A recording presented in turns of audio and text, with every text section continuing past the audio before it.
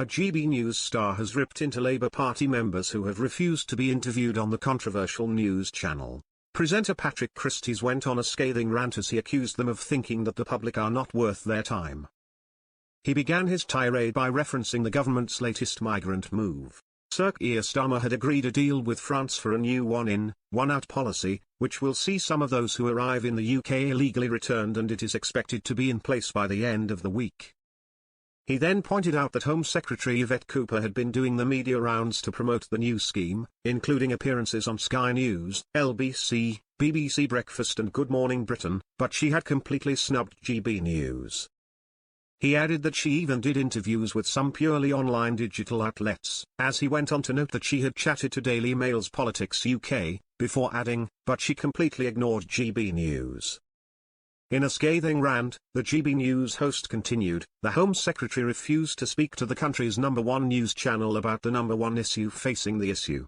Now, I can't imagine why. It's not like she hasn't been making a fool of herself on other outlets. Patrick then showed the politician swiftly avoiding questions about what kind of numbers of people would be returned to France.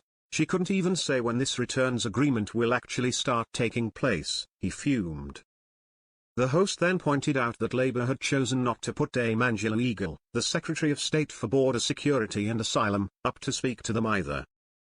He criticised their choices, saying, instead, they let her be interviewed by the Home Secretary's husband, referring to her appearing on Good Morning Britain to be interviewed by Ed Balls, who is married to Yvette Cooper.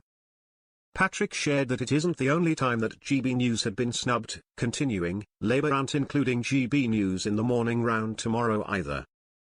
He then listed off the politicians that had refused to talk to the country's #1 news channel while reeling off names including David Lammy, Angela Rayner, Ed Miliband, and Jess Phillips. But it's not really about GB News, the presenter added. It's actually about you. It's about our viewers and our listeners. In the past month, we have had times where we have had more listeners and viewers than Sky News and BBC combined. What does it say about our government that they don't think you are worth their time? They aren't bothered about you.